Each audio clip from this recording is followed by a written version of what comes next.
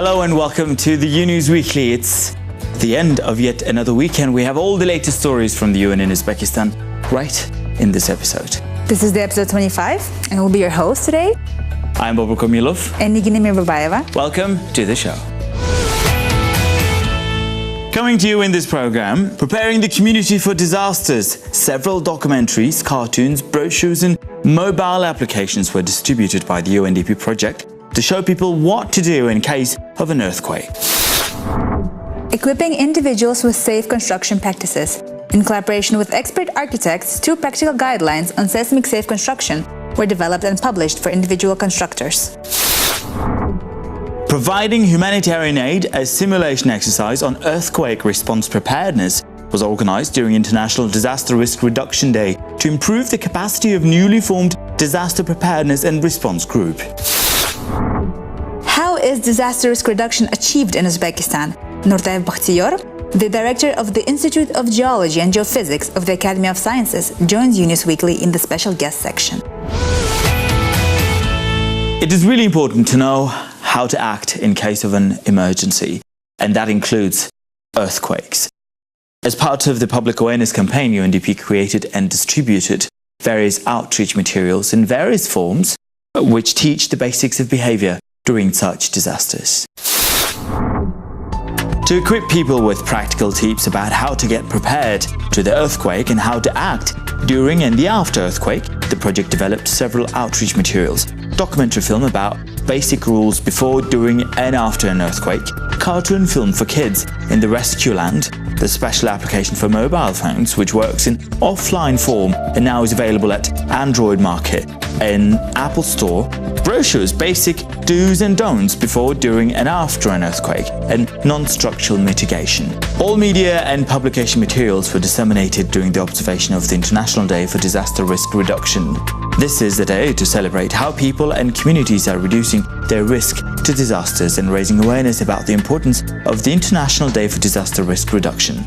It's also a day to encourage every citizen and government to take part in building more disaster-resilient communities and nations.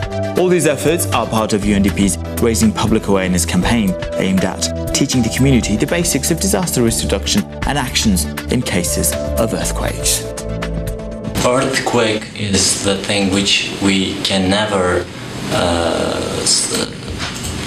forecast, and that's why I think we should be ready for this action of nature.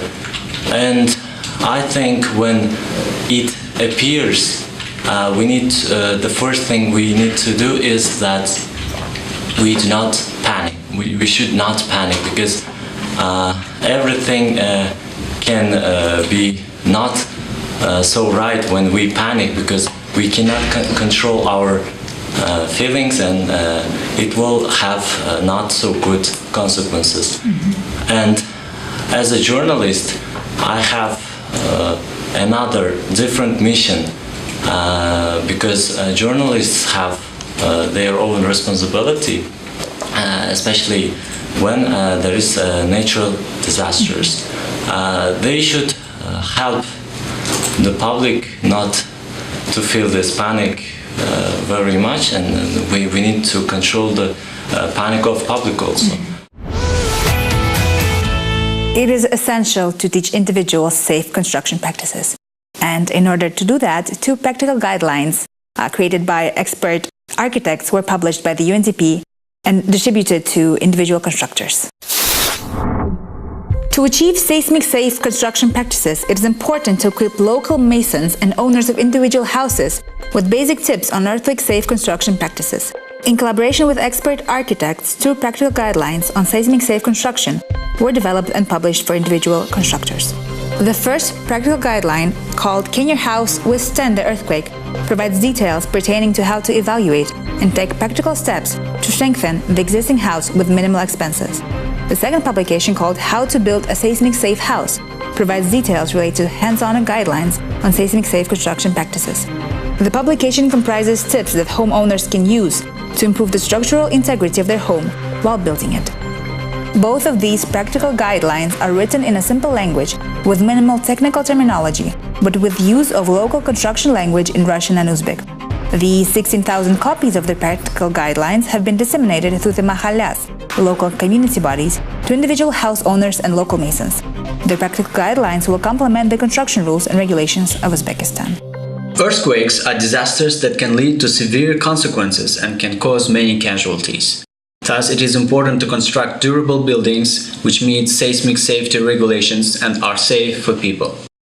There are norms and regulations for different types of buildings, for either houses or public buildings, which set rules for buildings according to the seismic level of the environment.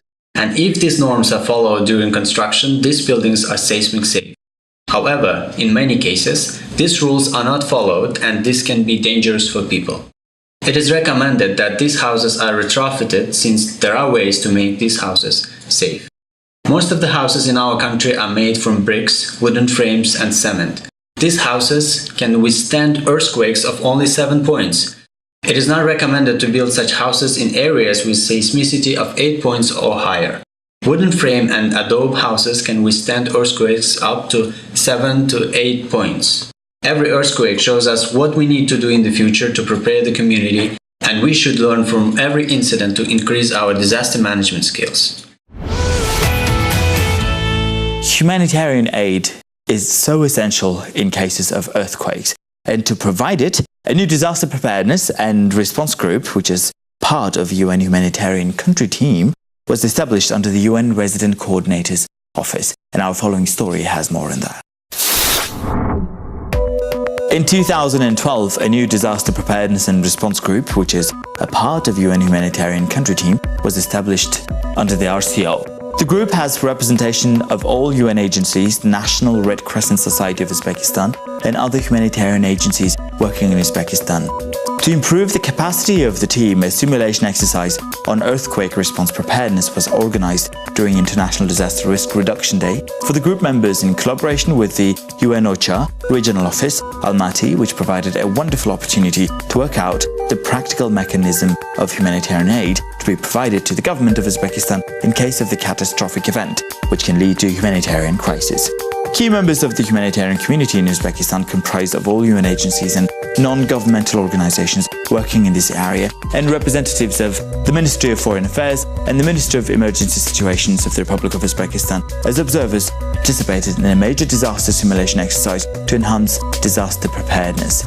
The simulation exercise was organized during the observing of the International Day for Disaster Reduction last year. The outcome of this activity was the development of recommendations to further review the interagency contingency plan of the humanitarian community, thereby enhancing overall disaster preparedness. The simulation exercise we had last year was indeed very important for the UN system because UN agencies had an opportunity to test their capacities in terms of coordination and mobilization of humanitarian response for possible emergencies. And the focus of the simulation exercise was on earthquake scenario, so it was indeed very much relevant to the country. Participation of the Minister of Emergency Situations as observers was also important and valuable to provide immediate feedback to improve the interagency contingency plan that the UN system has. Disaster risk reduction is a notion of great importance for the government of our country. And today we want to discuss how disaster risk reduction is implemented in Uzbekistan.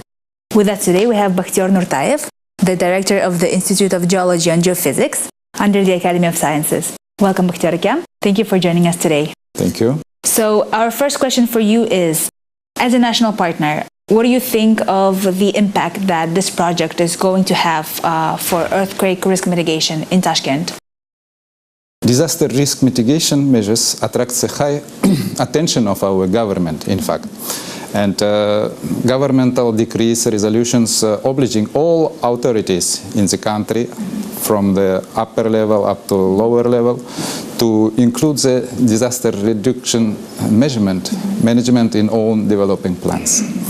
In the country is created state system of prevention and emergency actions. And Ministry of Emergency Situations is responsible for all actions in this direction. The main aim of this project of United Nations is to strengthen the capacity of Ministry of Emergency Situation in order to withstand the future disasters and to mitigate and respond. To reduce the risk of... So we are making one more step in providing the safety of our population. Yeah. Okay, that's great. Do you think this partnership between your institute and UNDP has lived up to its expectations? And if it did, in what way did it live it up? In fact, our Institute of Geology and Geophysics participating as advisors, scientific advisors and observers. The main partner of this project is Institute of Seismology, which is responsible for seismic zoning. And seismic zoning is very important for creation for make assessment of seismic risk in the country. And microzonation maps is necessary for construction.